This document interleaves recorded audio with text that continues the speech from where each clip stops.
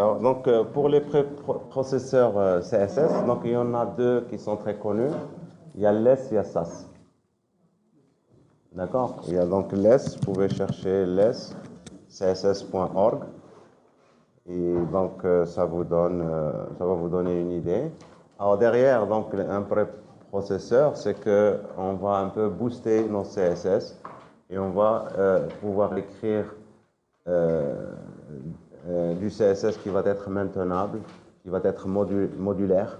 On va moduler ça en plusieurs, découper ça en plusieurs morceaux si vous voulez.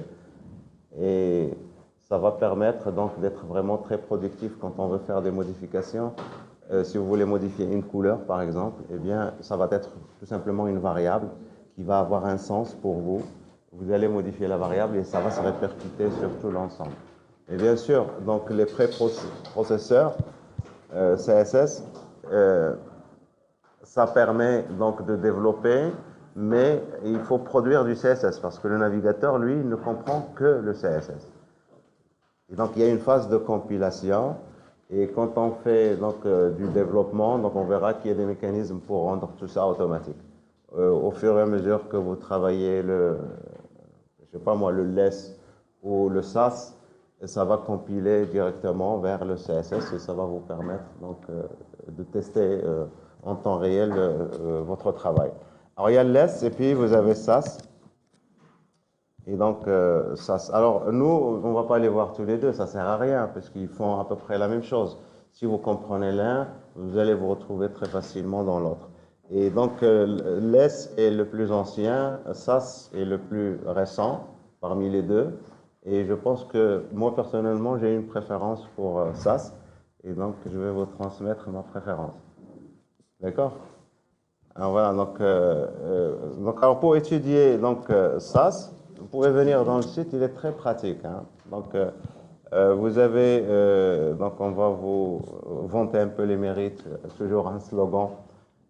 Donc, SAS is the most mature, stable, and powerful professional grade CSS extension language in the world. C'est l'un des. Alors, je vais vous épargner la lecture de tout ça. Et ce qu'il faut savoir, c'est que SAS tout seul n'est pas suffisant. Il est bien, il nous permet de faire des choses, mais il y a des gens qui ont fait des choses et ils les ont répétées plusieurs fois. Ils ont résolu des problèmes spécifiques à CSS et ils ont créé donc des frameworks dans lesquels ils ont résumé tous leurs travaux. Et donc il y a des frameworks, il y a Compass, il y a Bourbon. Et donc, si on fait ça, eh bien, on va voir un peu qu'est-ce que c'est qu'un framework, par exemple, Compass, et comment rapidement pouvoir utiliser un peu l'expérience des autres. On ne va pas à chaque fois réinventer la roue, on va utiliser des choses qui existent. D'accord? Alors, deuxième truc ici, donc vous avez les liens qui sont intéressants. Le premier, c'est comment installer SAS. Le deuxième, apprendre les généralités de SAS. Et nous, on va se limiter un peu à ça. Mais si on veut aller très loin, vous allez vers la documentation et vous allez entrer dans le vif du... Donc pour nous, le but, c'est de faire un getting started et de commencer déjà à faire des choses. On va commencer par l'installation. Donc il faut savoir que vous pouvez installer, il y a des outils qui sont... donc vous installez, qui ont une interface graphique que vous pouvez utiliser. Pour la plupart, vous voyez ici, ils sont payantes, ils ne sont pas open. Et vous avez le Scout en bas qui est open. Moi, je vous déconseille tout ça. Il faut passer vers l'installation de SAS et utiliser la ligne de commande pour vraiment apprécier. Parce que tous les outils du build utilisent donc les lignes de commande. Et donc, vous n'avez pas à utiliser ce genre. Enfin, les outils graphiques, c'est à éviter. On verra qu'on n'aura pas besoin de grand-chose. Hein. On aura besoin tout simplement de compiler. Compiler un fichier SAS vers un fichier CSS, c'est tout. D'accord? Alors, pour installer SAS, eh bien, on a besoin, donc déjà c'est multiplateforme, vous pouvez l'installer sur n'importe quel système d'exploitation, mais il a besoin de Ruby. Et donc, vous, si vous travaillez dans Windows et vous voulez installer dans Windows, il faut aller installer Ruby. Donc, pour installer Ruby, vous allez vers Ruby Installer et vous téléchargez ce Ruby Installer, vous l'exécutez, il va vous installer Ruby. Il y a un moment, donc c'est juste une installation, et ça va jusqu'à la fin. Il y a un moment où il va s'arrêter, il va vous dire, voulez-vous que je mette Ruby dans le path? Comprenez? Path.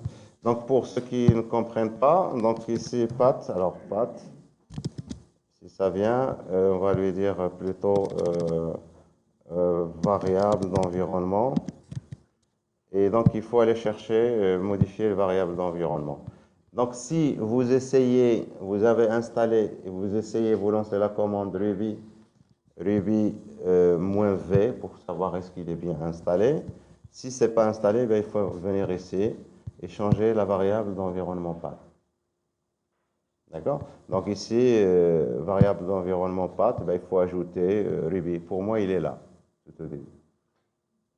Et c'est le chemin, c'est c2.ruby version anti/bin. Et dans bin, vous allez avoir les binaires parmi lesquels il va nous installer. Donc on va aller voir ça direct. C'est important d'aller les voir. C'est intéressant d'aller les voir. Donc les binaires qui seront installés.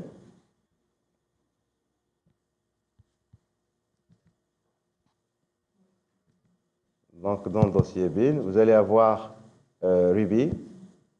Et donc, c'est ça qu'on veut, nous. Hein? Donc, Ruby. Ce qui fait, si vous faites Ruby, Ruby-v, ça va vous donner la version de Ruby qui est installée. D'accord?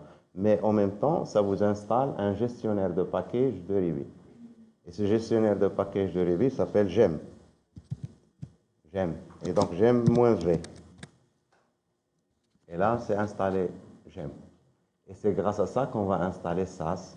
Et c'est grâce à ça qu'on va installer Compass. Et quand on aura installé SAS et ou Compass, à ce moment-là, on pourra exécuter SAS -version, -v. Et donc, ça va être une commande. Alors, pourquoi, comment ça se fait quand le fait d'installer, on aura ça? Eh bien, tout simplement parce qu'il va ajouter SAS ici. Vous le voyez ici, SAS.bat. Et quand on aura installé Compass, eh bien, il va l'ajouter ici. Et parce que c'est dans le chemin, c'est dans le path, donc on aura accès directement. D'accord?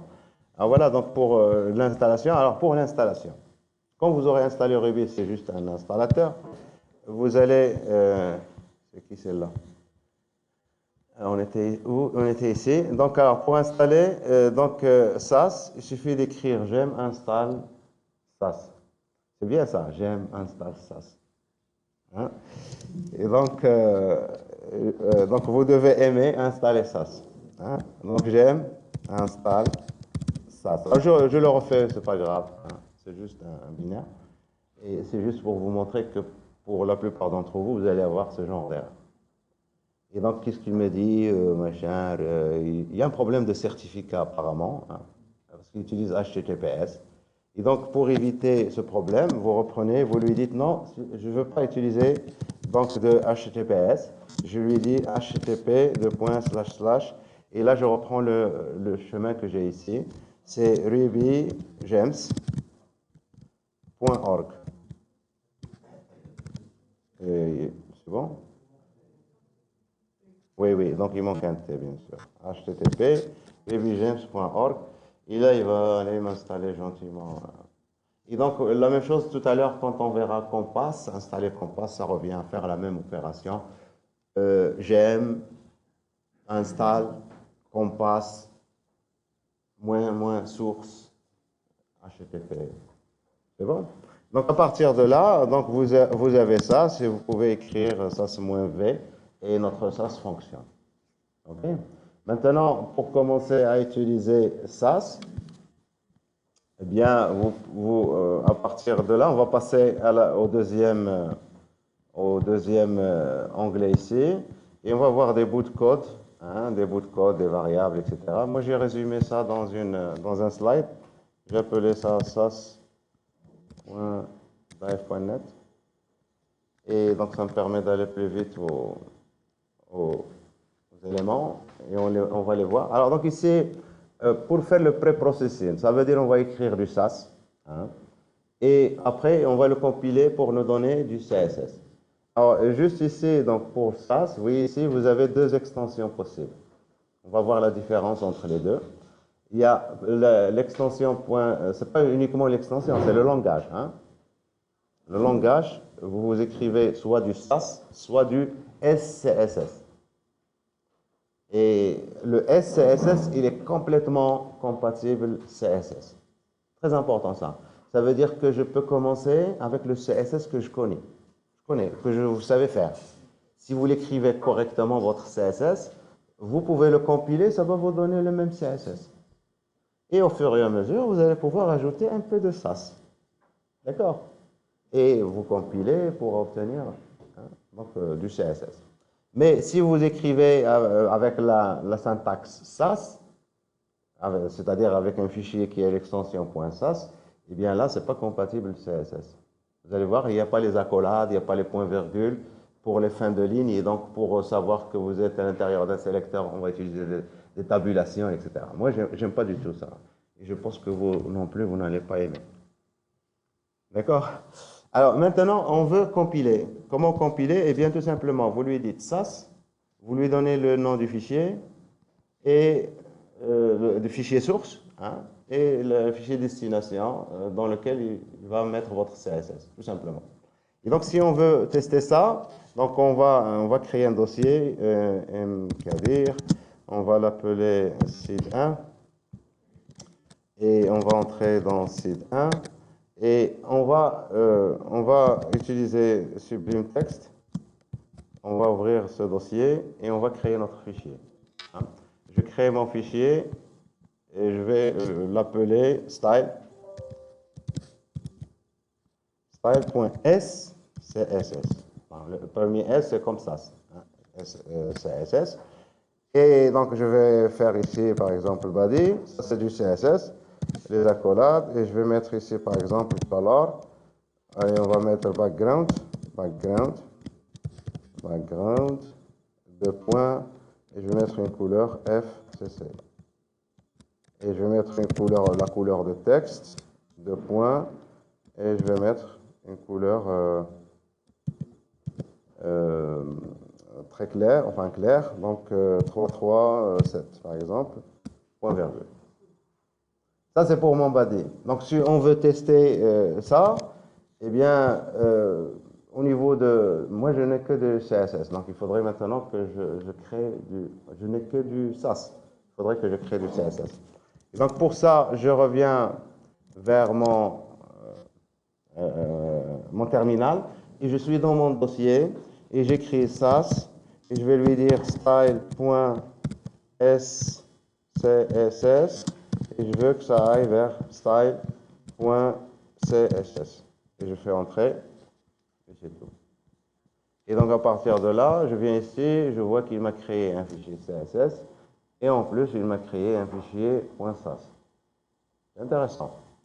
Alors maintenant, si on veut visualiser tout ça, eh bien, on va créer une page qu'on va appeler index.html et dans laquelle on va ajouter du HTML. On va tester ça. Et donc, bien sûr, je vais lier mon fichier de style, le fichier de style que je viens de créer, enfin qui vient d'être généré, qui s'appelle style.css. Si vous voulez ajouter un petit quelque chose ici, H1, la vie est belle. Donc, à l'N7. C'est vrai? Alors, CTRL S et on va aller tester. Donc, je vais aller tester. Donc, Chrome. C'est pas bon. Chrome. Je vais dire d'ouvrir mon dossier. Donc, voilà les fichiers que j'ai. Et donc, index.html, voilà. Vous voyez que ça marche. Oui. Et donc, alors, si on revient vers le code qui a été généré ici, on n'a pas jeté un coup d'œil. Donc, ici, le code qui a été généré ici, voilà. C'est exactement le code CSS que j'ai écrit. Il l'a transféré dans ce fichier CSS. Et c'est lui-même qui m'a créé le fichier. Donc, il a été très gentil. Il m'a même créé le fichier. C'est bien. Et il ajoute toujours donc, des informations sur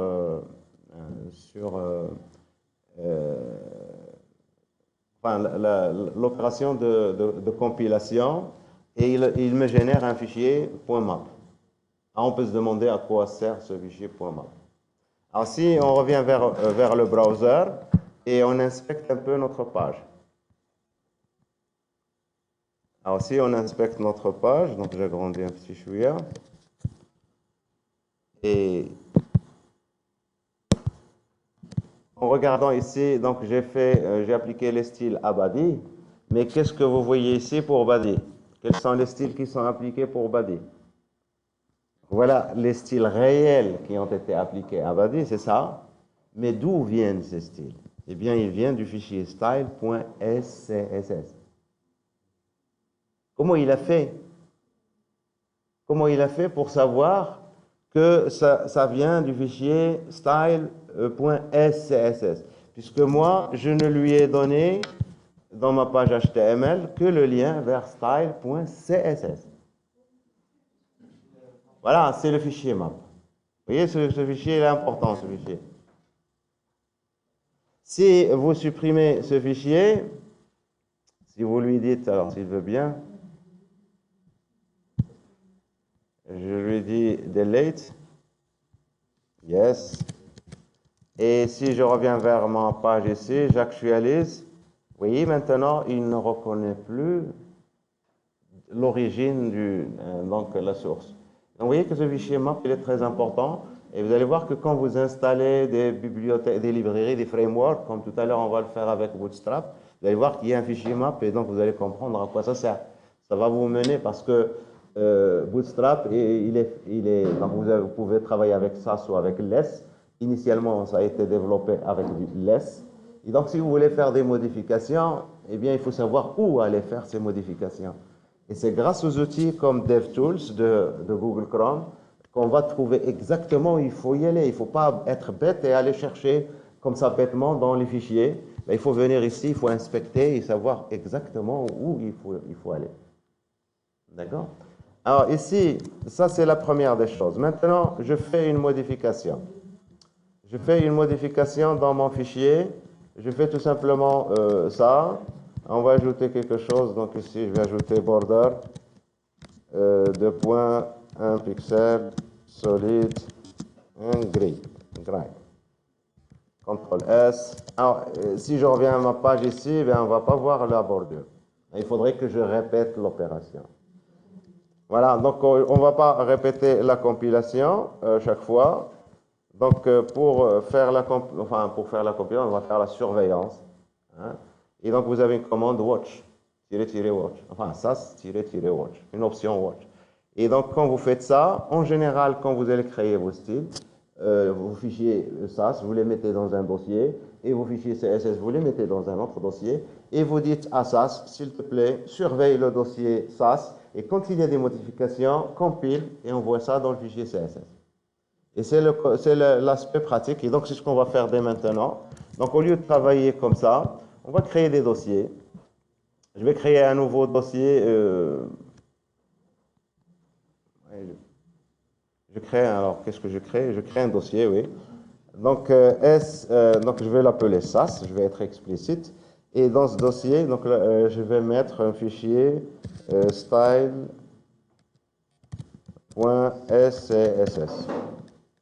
Donc, ça, c'est mon fichier.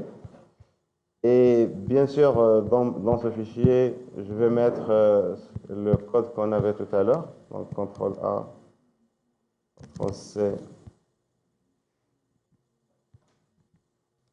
CTRL V. Et je vais créer un dossier CSS dans lequel je vais mettre un fichier style.css. Je ne vais pas le faire.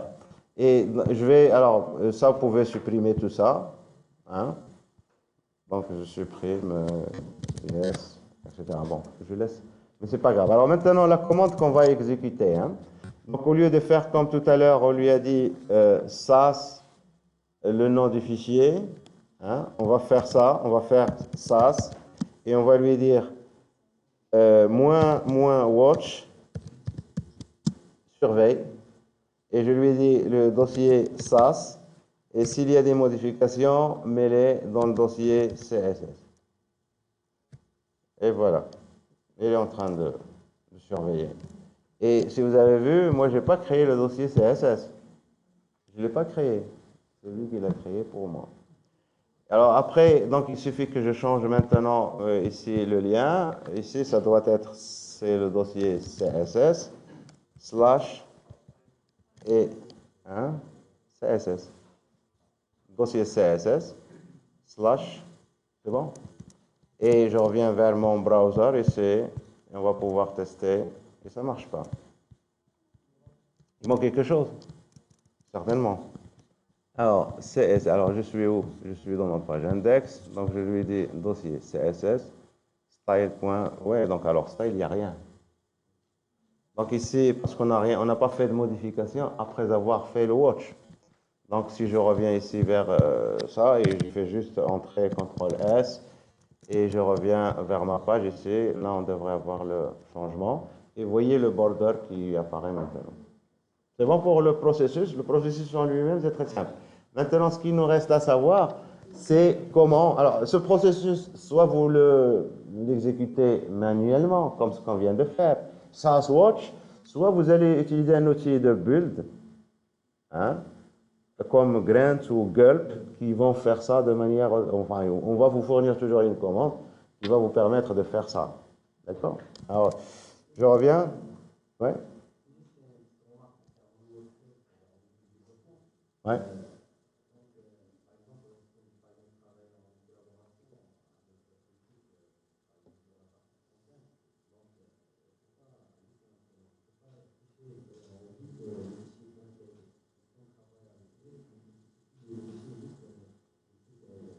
Oui, ouais. Donc il faudrait, donc votre camarade il dit quand on travaille en groupe, hein, donc on va avoir un dépôt sur GitHub par exemple, et bien sûr il y a beaucoup de fichiers qu'on va pas mettre, beaucoup de dossiers etc. qu'on va pas partager dans GitHub.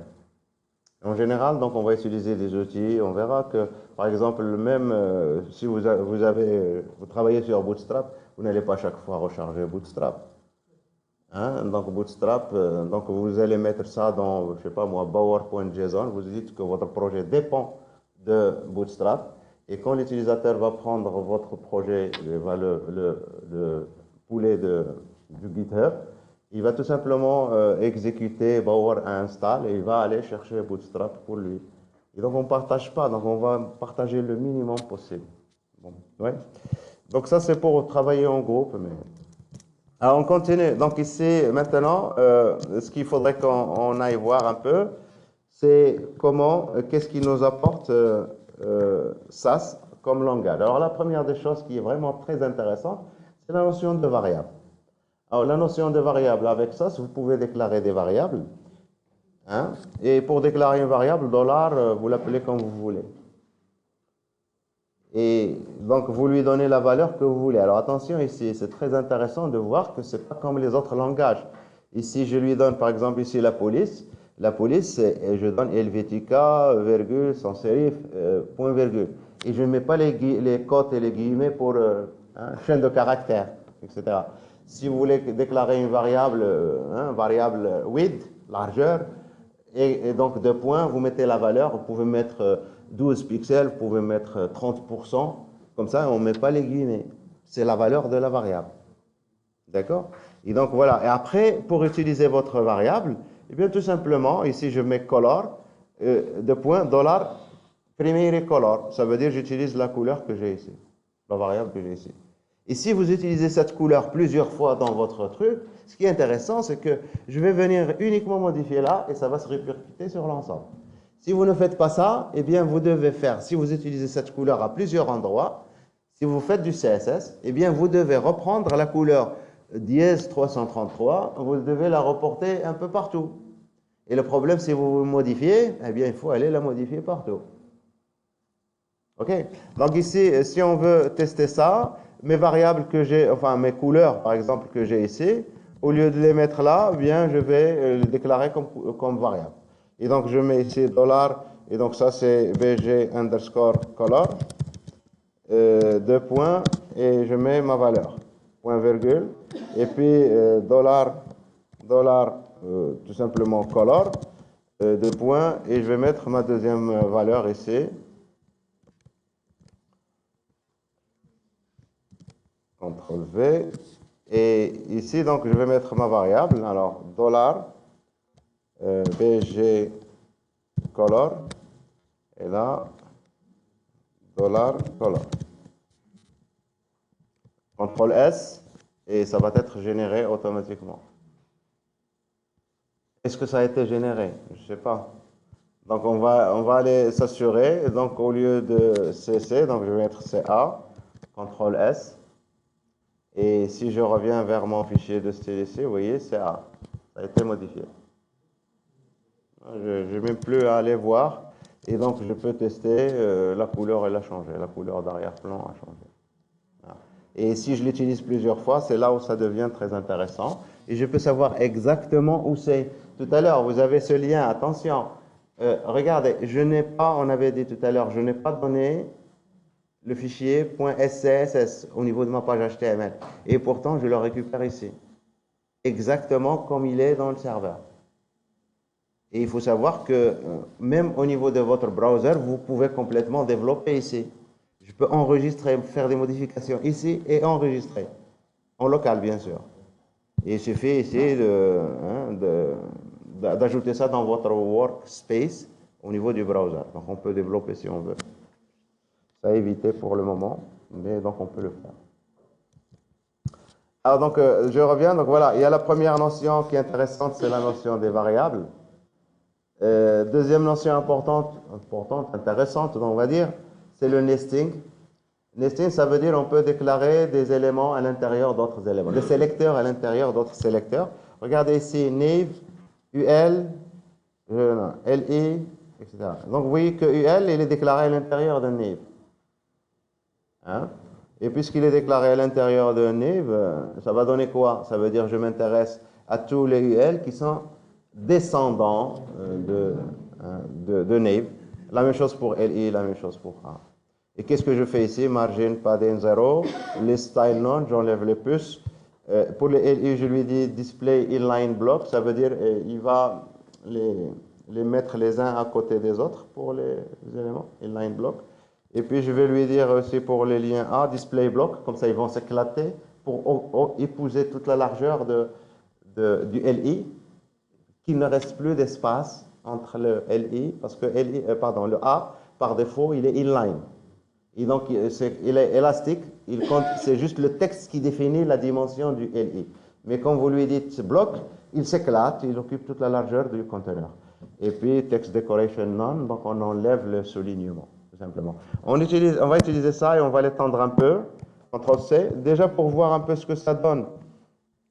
Qu'est-ce que ça donne ici? Comme résultat, eh bien, ça vous donne ça. C'est vraiment pas très compliqué. Donc, UL descendant de naive, j'applique. LI descendant de naive, etc. Et donc, si on fait ça dans notre fichier à nous, donc bien sûr, il faut aller le faire dans le fichier .scss, CTRL V, voilà. Et donc, pour pouvoir tester ça dans mon document HTML, on va ajouter des liens. Donc, pour ajouter des liens, donc, on a naive, qui est parent de UL, qui est parent de LI. Et donc, je vais mettre 5 LI. Et pour les LI, donc à l'intérieur de chaque LI, je vais mettre un lien. Et dans chaque lien, je vais mettre un attribut href égal.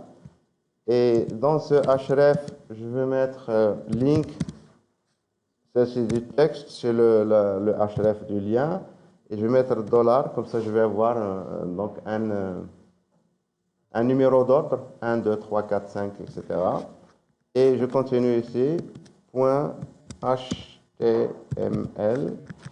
Ça, c'est href. Et le contenu de mes liens, je veux que ça soit donc lien, et je vais mettre $, tout simplement. Et je fais ça, ça me génère mes liens. Et je vais alors ici, et on va les tester. Alors c'est où? C'est là.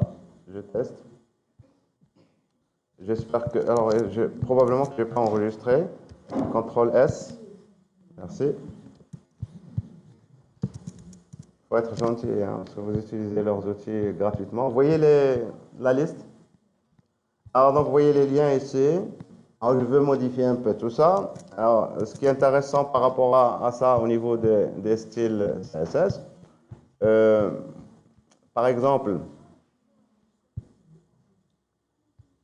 je veux que quand je survole les liens, hein, je veux qu'ils changent de couleur. Hein. Donc on peut mettre, on pourrait être tenté de mettre A de point each over, c'est ça. Mais vous pouvez à l'intérieur, par exemple, on continue à faire le nesting. C'est ça le truc ici, un nesting. Et donc vous pouvez référencer le parent en utilisant le et commercial. Et donc ici, over. Donc quand vous dites et commercial, ça veut dire le parent. Et le parent ici, c'est A. Ça, vous pouvez le faire n'importe où vous êtes. Vous allez voir que ça, c'est très intéressant parce qu'on verra tout à l'heure une notion de mixing. Des fois, quand je fais le et ici, je ne connais pas à l'avance qui est mon père. Et ça, à ce moment-là, ça devient très, très intéressant. Et parce que ici, je connais que c'est A, donc je peux sortir et venir ici dire A de point, each over. Et donc, juste pour savoir que ça, vous avez cette possibilité. Et donc, alors, qu'est-ce qu'on va changer? On change le background, par exemple. Background, deux points. Et ce qu'on ne va pas avoir, c'est que, enfin, au niveau de ce cours, c'est que vous avez plein de fonctions. Et surtout, par exemple, pour les couleurs, je vais lui dire, par exemple, ici, je vais utiliser une fonction qui s'appelle darken. Et darken, comme son nom l'indique, c'est rendre sombre. Et je vais rendre sombre la couleur d'arrière-plan qui est BG color, BG underscore color. Et je vais la rendre sombre à 50%.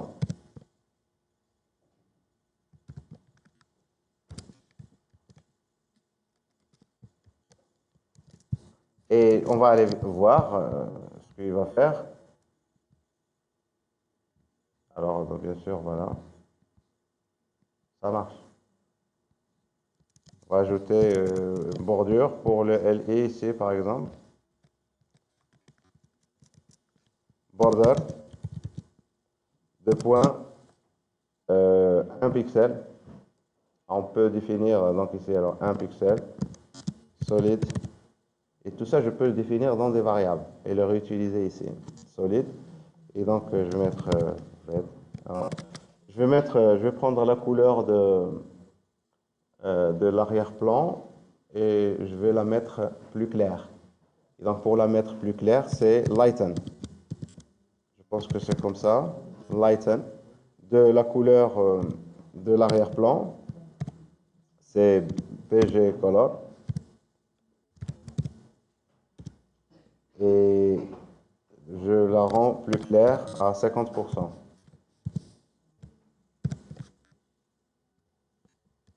CTRL S. Alors, si on va aller tester, vous voyez hein, c'est plus clair. Et là, ce qui est vraiment intéressant, c'est que je fais référence toujours à la même couleur que j'ai ici. Si je modifie cette couleur, tout ce qui est attaché à cette couleur va changer. Donc, vous allez garder globalement donc, une cohérence au niveau de votre site. Donc, voilà pour ça, pour le nesting. Donc, vous pouvez utiliser le nesting. À l'intérieur de vos éléments, vous pouvez toujours référencer votre parent, même si vous ne connaissez pas comment il s'appelle. Même si vous ne le connaissez pas. Alors ça, c'est ici aussi intéressant, c'est la notion de mixing. Alors vous savez, au niveau de CSS, ce n'est pas supporté de manière uniforme au niveau de tous les navigateurs. Et il y a beaucoup d'attributs CSS qui ont été implémentés de manière différente au niveau des différents navigateurs. Et pour invoquer donc l'attribut au niveau d'un navigateur spécifique, on utilise les préfixes. Et donc pour WebKit, pour Mozilla, pour Microsoft. Et ça, c'est le standard du W3C. D'accord? Donc ici, si vous voulez être sûr que ça marche de manière uniforme sur tous les navigateurs, eh bien, il faut se taper tout ça hein, pour faire un border radius. Et c'est bête de répéter ça tout le temps. Et donc, au lieu de répéter ça, on crée une sorte de ce qu'on appelle un mixin. C'est une sorte de fonction, regardez. Il suffit d'ajouter @mixin et de donner un nom. Alors, en général, le nom qu'on donne ici, on donne le nom W3C de l'attribut lui-même. Comme ça, on ne va pas se tromper. Vous pouvez donner n'importe quel nom.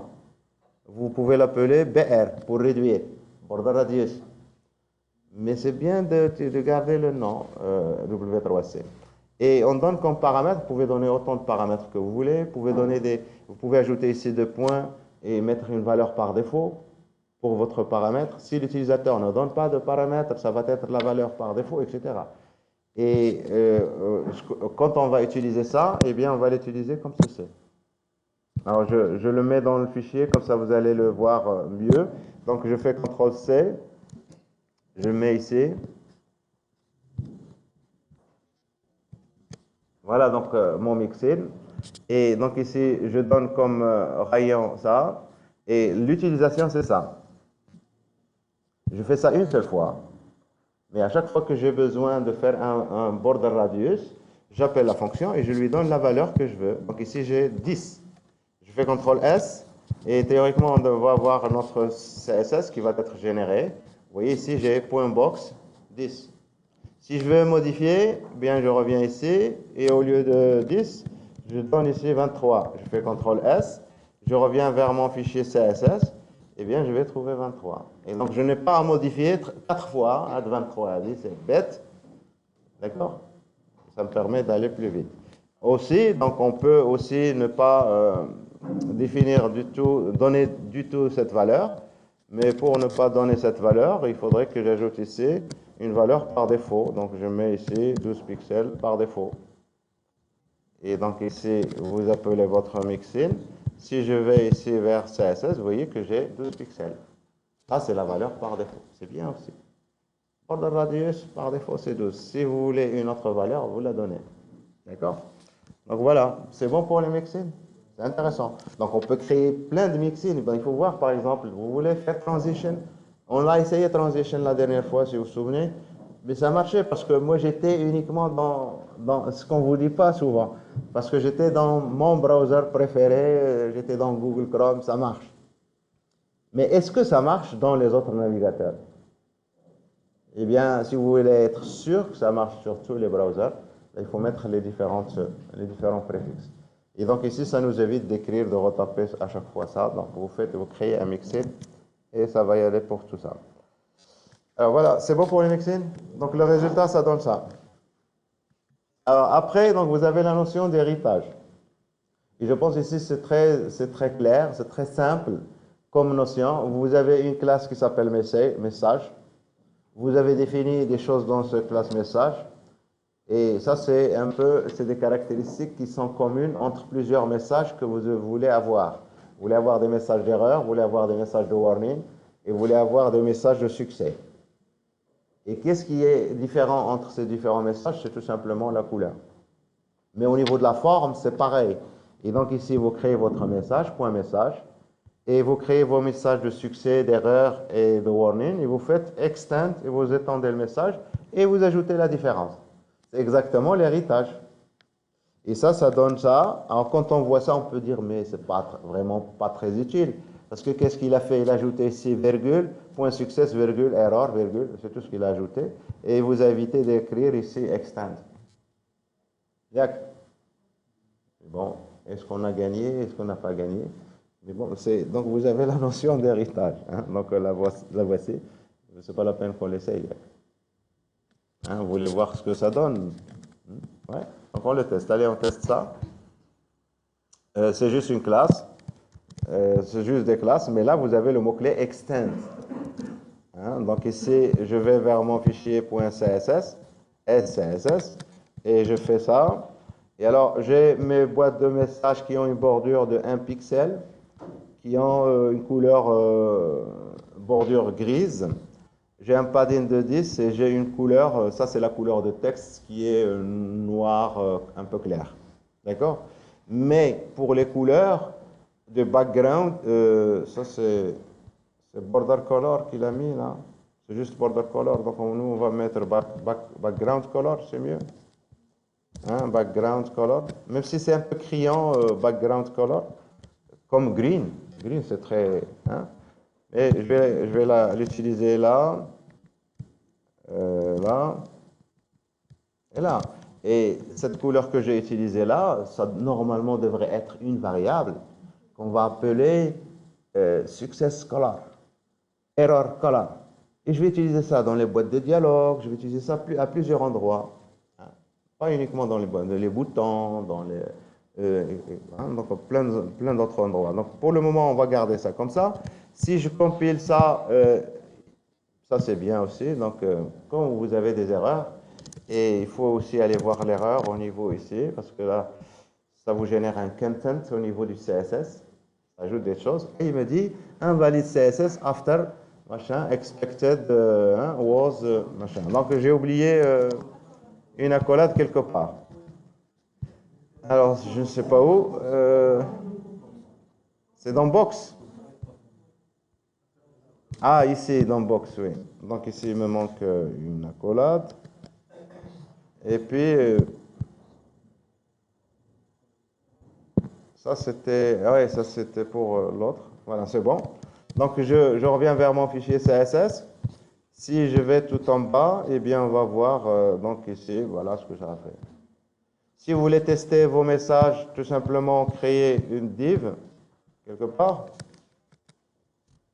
Et donc c'est point error, c'est ça? Error, par exemple. Et c'est une div avec la classe .error. Donc ceci est une erreur. Une erreur. Voilà, CTRL S. Si je vais visualiser ça ici, eh bien, vous voyez, ceci est une erreur. Si vous modifiez ça, vous mettez success. Alors, success. Eh bien, ça va être vert. Et donc, et puis vous avez, je pense, warning. Warning. Ou warn, tout simplement. Hein? Je ne sais plus. Et donc, ça doit être une autre couleur. C'est pas warn. Hein? Warning. Donc, nin. OK. Donc, et on essaye. Voilà. C'est bon. Alors, donc, après ça, vous avez les opérateurs et vous pouvez faire des opérations. Multiplier, plus, moins, etc. Et vraiment, c'est intéressant parce qu'au niveau de CSS, vous ne pouvez pas faire ça. Vous ne pouvez pas faire 4 plus 5 dans CSS. Hein? Ici, on peut le faire. Et regardez ici, j'ai ici, ça on s'en fout, vous avez les éléments articles ayant un attribut rôle positionné à main. Pour ces éléments, on va faire un flottement à gauche et puis on va dimensionner la largeur à 600 pixels divisé par 960 pixels multiplié par 100%. Attention ici, hein? Vous avez des patates et des tomates. Yak. Et quand vous faites une opération mathématique comme ça, ben, il faut que ce soit homogène. Et donc ici, je fais un produit, je fais une division. Ça veut dire que ici, la division va se faire à la première, après, et là, la précédence par rapport au produit. Et donc là, je divise des pixels par des pixels, ça devient 100 unités. Et ça vous donne un ratio que vous multipliez par pourcentage, ça veut dire que le résultat, ça va être un pourcentage. Vous voyez que ça, c'est inférieur à ça. Ça veut dire que ça doit être 70%, quelque chose comme ça. Hein, Et la même chose ici. Et donc, le résultat, voilà ce que ça vous donne. Donc, 62,5%. Et là, c'est 31,5%. Donc, vous pouvez faire des opérations. Mais attention, donc, si vous faites 1 pixel, je ne sais pas moi, plus 1 degré, ça n'a pas de sens. Yak. 1 pixel plus 1 degré, ça n'a pas de sens. Si vous faites 1 pixel plus 20%, je ne sais pas. Est-ce que ça a du sens? Hein? Et ça dépend donc maintenant du préprocesseur. Hein? Si vous voyez, par exemple, si vous allez dans less, par exemple, vous pouvez lui dire 5 cm plus 3 mm.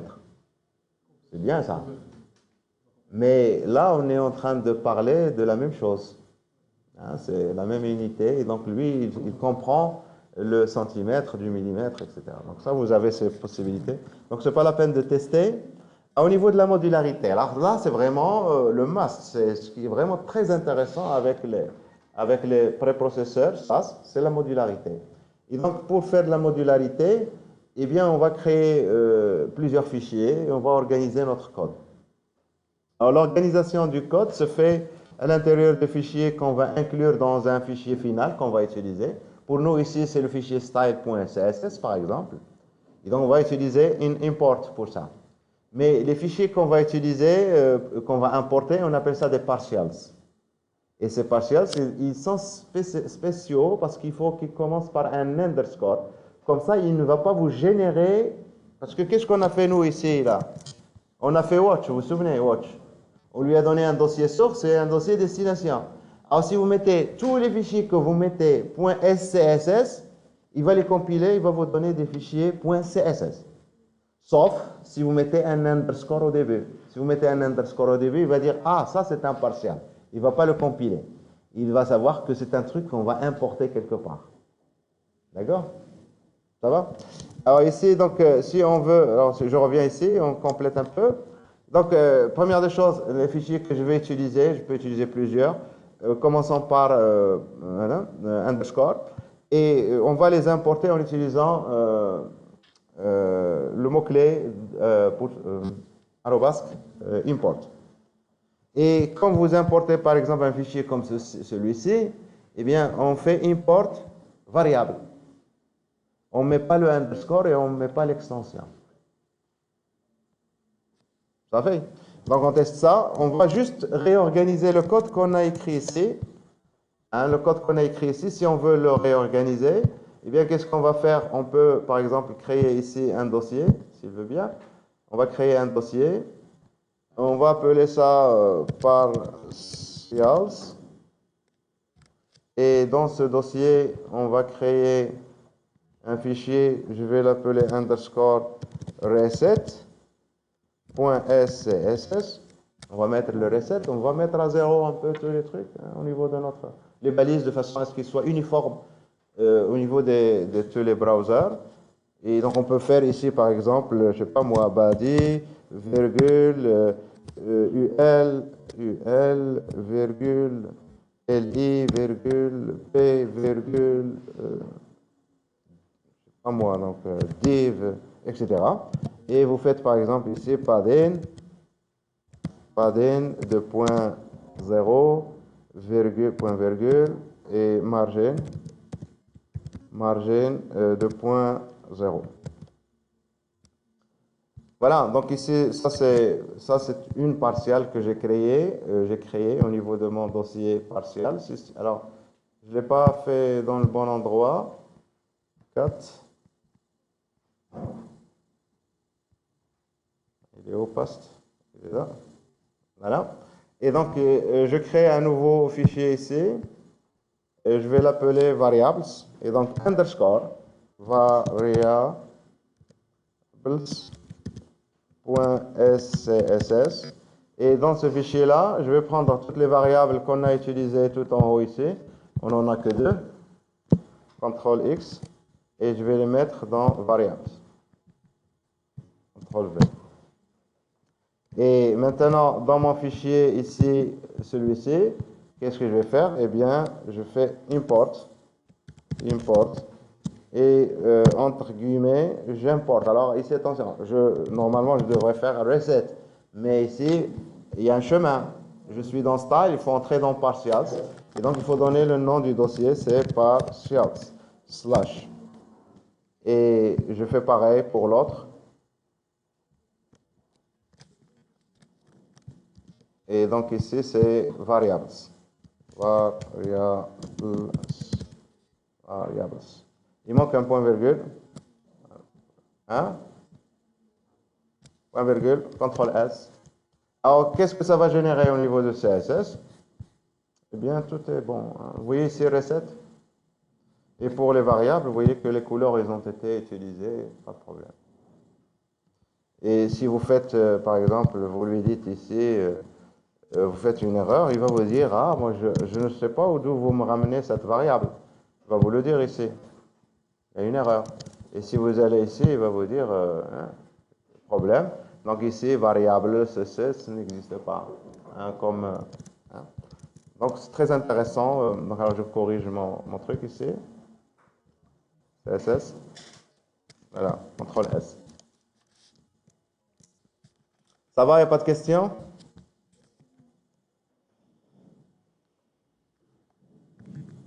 Alors, donc on passe à l'étape suivante, juste donc pour vous donner une idée sur les frameworks comme Compass. Donc Compass, pour voir un peu ce que c'est, donc il faut aller dans le site compassstyle.org. Il faut savoir que donc ici au niveau de Compass, donc vous avez comment installer Compass, c'est exactement comme ce qu'on a fait pour SAS, c'est j'aime install Compass. D'accord? Et puis vous avez la commande compass-v pour savoir est-ce que ça marche pour vous. Après ça, vous avez Help and Documentation. Alors qu'est-ce qu'on a ici? Vous avez des trucs Compass Watch. Au lieu de, tout à l'heure, on a utilisé -watch. On va voir un peu qu'est-ce que ça fait. Compass Compile. Donc, au lieu de travailler avec SAS comme tout à l'heure, maintenant, on va utiliser la commande Compass. Et on va voir un peu ce que ça fait. Et puis après, donc vous avez le code référence. Et c'est là où c'est intéressant. Alors, ici, il faut savoir qu'est-ce qui nous apporte Compass. Eh bien, on a dit c'est un framework. Donc, il y a des choses qui ont été déjà faites. Alors, si vous voulez faire des animations, par exemple CSS, si vous voulez faire des animations CSS, et donc il faut importer ça. Hein, il faut importer. Vous avez plein de variables qui sont déclarées par défaut au niveau de SAS, de Compass, pardon. Ils ont des valeurs. Et si vous allez voir des mixins. Et ces mixins, donc ici, vous pouvez entrer dans ces mixins et voir. Alors, je cherche. J'ai pris peut-être le mauvais exemple. Je vais chercher un autre. On va revenir par exemple, Box Shadow par exemple. Box Shadow. Et là, vous avez un exemple d'utilisation. Hein. Comment utiliser? Et donc, on vous donne ici un exemple d'utilisation. Je ne vais pas donc entrer dans les détails, mais le truc ici, c'est que vous avez ce qu'on a vu tout à l'heure, les mixins. Et vous les avez de manière gratuite. Ce n'est pas à vous de les développer, comme on l'a fait tout à l'heure pour Border Radius. Vous les avez, il suffit d'aller voir dans le help comment les utiliser. La plupart du temps, vous allez avoir un exemple, comme ça, vous avez du HTML, et vous avez du SCSS, comment utiliser la mixin. Et vous avez plein de documentation, et vous avez donc une visualisation pour l'élément, le mixin qu'on est en train de visualiser. D'accord? Alors maintenant, si vous voulez utiliser ça, il faut, donc, comme on a dit, il faut installer. Il faut installer, donc je vais arrêter ça. Et donc, pour installer, je vais faire un cd point. Donc, il faudrait que vous puissiez exécuter compass-v pour savoir que Compass est installé. Donc, pour moi, c'est la version 1.0.3, donc il est installé. D'accord? Après, on crée un projet avec ça. Donc, vous faites Compass, Create, et vous donnez le nom du dossier dans lequel vous voulez créer votre projet. Et après, vous entrez dans ce dossier. Moi, parce que j'utilise souvent un éditeur, et j'utilise par exemple WebStorm, et quand vous utilisez WebStorm, vous avez le terminal en bas. Vous êtes déjà dans le dossier. Vous êtes déjà dans le dossier. Et donc, je ne veux pas revenir en arrière. Et puis, donc, moi, ce que je fais souvent, je préfère ça. Donc, je fais mkdir. Je crée mon dossier. On va le créer, donc, seed 1.1. Et je fais cd seed 1.1. Et je suis dans le site. Je fais dire, il n'y a rien.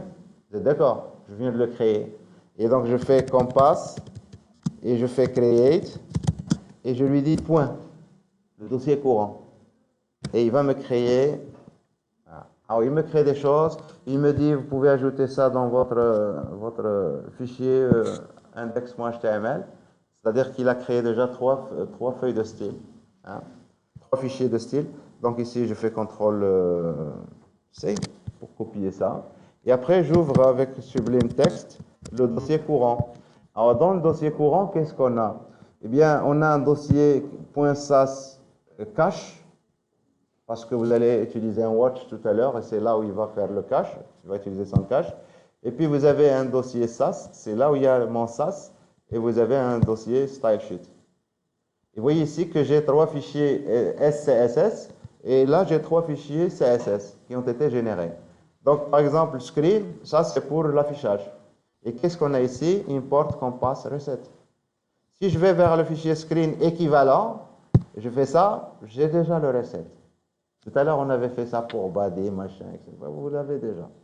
Donc, si je veux recette, je l'ai. Ce n'est pas la peine de réinventer la roue. D'accord? Alors maintenant, il fait ici, regardez bien, il fait ici import compass / recette. Ça veut dire pour vous, d'après ce qu'on a vu tout à l'heure, il doit y avoir ici un dossier qui s'appelle compass et qui contient une mixine qui s'appelle, une partiale qui s'appelle underscore recette.scss. Eh bien non, parce que quand on a installé compass, lui, compass, il sait que ça, il l'a ailleurs. Il l'a dans le dossier Ruby quand on l'a installé. Donc il n'y a pas de problème, vous faites ça. Alors, pour maintenant utiliser, si vous voulez utiliser Compass tout court, eh bien par exemple, la mixine qu'on a vue tout à l'heure, c'était border box machin, box shadow. Ben, il faut faire ici, il faut faire une import. Et donc on va vous dire ça dans le help, import, et vous importez Compass / CSS3. Alors, je vais vous remontrer ça dans le point virgule. On revient au site de Compass. Je pense que c'est ici. Alors, ici, on vous dit ça, regardez, import. Pour utiliser cette mixine, qu'on a vu tout à l'heure, il faut faire ça. Import, Compass, CSS3, / et là, c'est juste Box Shadow. Si vous voulez utiliser juste Box Shadow, vous pouvez faire ça. Mais si vous voulez utiliser tout ce qu'il y a ici à gauche qui concerne CSS3, ou quelques-unes, ce n'est pas la peine d'importer les trucs, on importe le tout. Et de toute façon, on va compiler, et on va avoir notre CSS. Donc, il ne va pas vous ajouter tout ça. Hein. C'est juste vous lui donner accès à ce dont il a besoin. Ça va? Ça va. Alors après ça, donc ici, vous avez donc les deux dossiers, un dossier pour SAS, un dossier pour StyleSheet. Il les a créés, mais il a créé un fichier qui s'appelle config.rb. Et ce fichier, il est important. C'est dans ce fichier qu'il va savoir où se trouve le SAS et où se trouvent les StyleSheets, les feuilles de style. Et si vous voulez surveiller comme tout à l'heure, qu'est-ce qu'on va faire? Eh bien, tout simplement, on va exécuter maintenant, au lieu de SAS, on va exécuter Compass et tout simplement watch. Et quand vous allez faire des modifications, il va prendre tout ce qu'il y a dans SAS, il va le compiler, il va vous le mettre dans StyleSheet. Mais il y a aussi autre chose, il y a les images ici, il y a du JavaScript, ça veut dire que Compass est beaucoup plus, il fait beaucoup plus de choses que du CSS. Il peut par exemple prendre vos images, je ne sais pas si vous connaissez, donc dans les sites, quand vous avez plein de petites images, vous pouvez les regrouper dans une seule image. Et avec CSS Position, on va se positionner sur une partie de l'image. Eh bien, lui, il peut vous faire ça de manière automatique. Il va aller chercher, vous lui donnez des petites images, il va chercher dans la grande image, il va déterminer lui-même la position de la petite image dans la grande image. Et il va vous faire ça de manière automatique. C'est très intéressant. Voilà, donc alors je pense qu'on a fait un peu le tour.